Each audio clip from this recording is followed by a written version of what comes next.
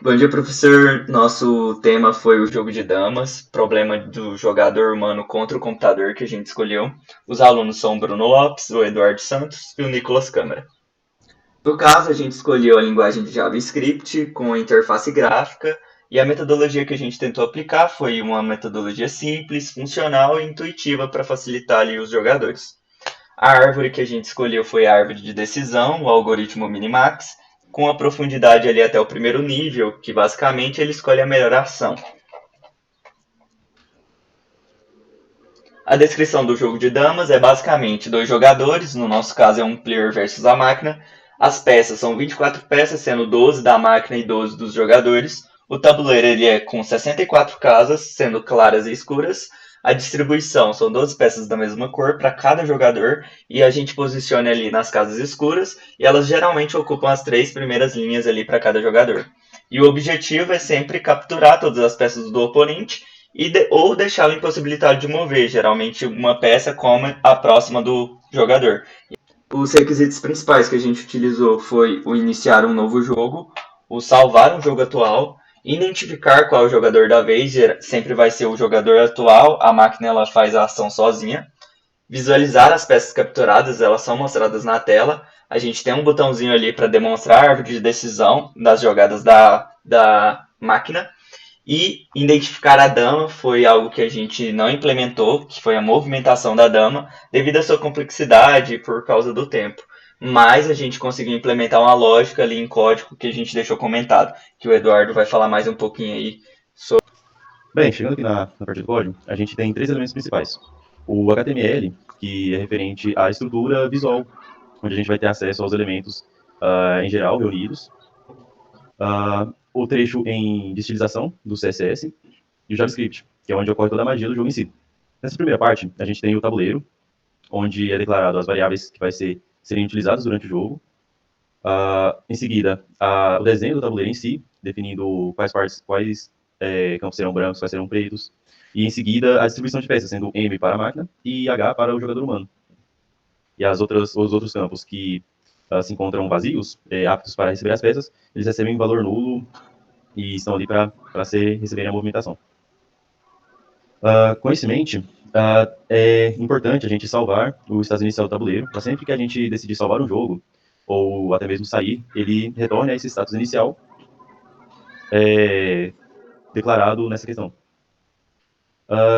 Aqui, já como componente do jogo, ele é selecionado uma função para que quando o jogador selecione uma peça, essa peça, o jogador humano, no caso, seleciona essa peça, ele exiba a identificação de que a peça foi selecionada e em seguida, se outro campo for selecionado, outro campo vago, ele receba essa informação e troque as posições da peça que ele deseja movimentar para a peça que ele gostaria de posicionar, o campo que ele gostaria de posicionar a peça.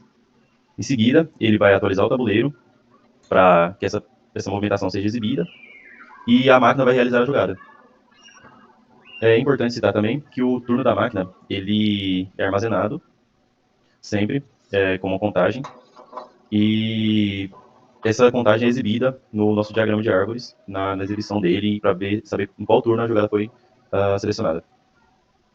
Aqui temos esse é o if, temos a jogada que é dada para a peça comer outra peça, aqui em uma diagonal e em seguida em outra. A mesma estrutura se mantém e quando chegada na casa final, ao extremo do oponente, ela é declarada como dama. Ela muda seu status para dama.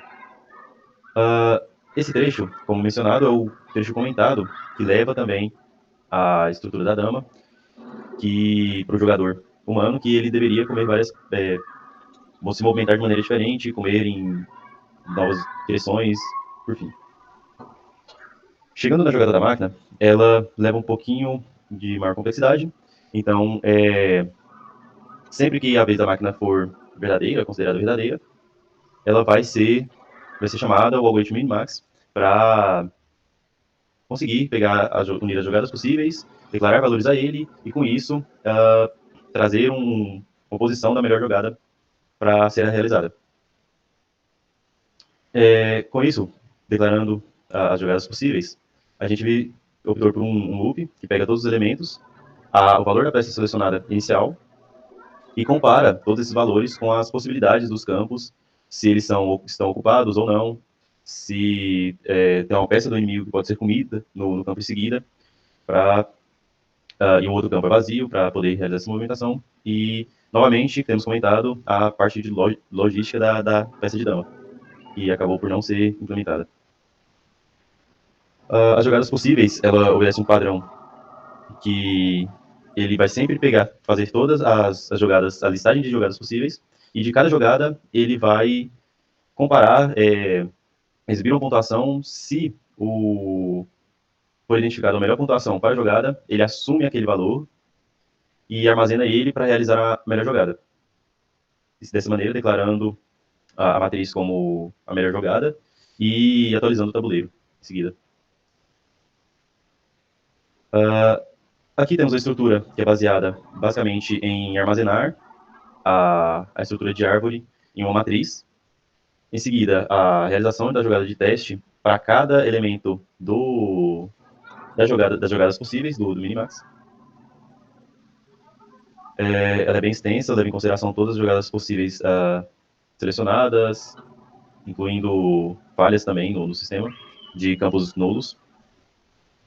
Em seguida, a gente entra na parte de notificação, se o jogo acabou, qual é o status do jogo, a opção de salvar o jogo, que vai ser disponibilizada para o jogador humano, a opção de sair do jogo, que retorna o jogo para status inicial, a amostragem da árvore, do diagrama de árvore, para visualização do jogador. Em seguida, voltar ao jogo para possibilitar que, mesmo depois de clicar de visualizar a árvore, ele possa voltar ao jogo. A inicialização do jogo e seu carregamento na tela inicial.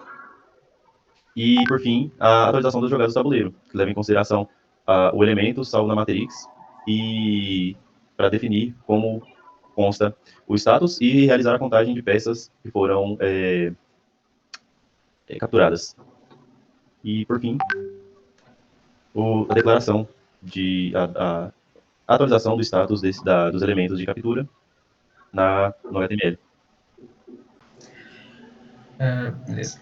Bom, partindo para a parte prática e a visual do nosso projeto, temos aqui o jogo e quem dá a seguinte opção: iniciar o jogo e carregar o jogo. Como é o nosso primeiro jogo, vamos iniciar. A partir do momento que iniciamos, podemos ver aqui que temos uma contagem de peças capturadas pelo jogador e peças capturadas pela máquina. Então, podemos ver que temos duas peças aqui, uma representa a máquina, pela letra M, e outra representa o jogador, pela letra H. Vamos selecionar uma peça, né, e selecionar onde vamos querer que ela fique. A partir do momento que a gente clicou, a máquina já faz a sua jogada automaticamente. É importante ressaltar também que colocamos o botão de mostrar árvore para mostrar as decisões, as tomadas de decisões, a árvore de decisões, né? E isso fica contínuo até o final da jogada. É importante também ressaltar que colocamos aqui salvar jogo, que a partir do momento que a gente coloca em salvar jogo, ele dá a opção de carregar o jogo novamente, ele volta para onde a gente parou, ou a gente pode reiniciar e começar um jogo do zero. O mesmo vale para saída, para sair, inicia ou deixa do jeito que está, tá, ok? Importante ressaltar também que assim que a gente for jogando e for movimentando as peças, a gente não conseguiu colocar, tá, que o M chegou aqui, onde seria a nossa dama, a dama da máquina. A gente não conseguiu representar isso, e eles não conseguem movimentar. A máquina não consegue fazer essa movimentação de dama. Mas fora isso, que movimentou. Colocou DM para representar a dama da máquina. Mas outra coisa que a gente representou também, que a gente conseguiu implementar, é o cenário de vitória ou derrota do jogador, do ser humano, né? Não da máquina. Que seria... Vou tentar pegar aqui para a gente perder, para ficar mais fácil de visualizar. Eu acho que não vai dar, né? Derrota. Deu certo.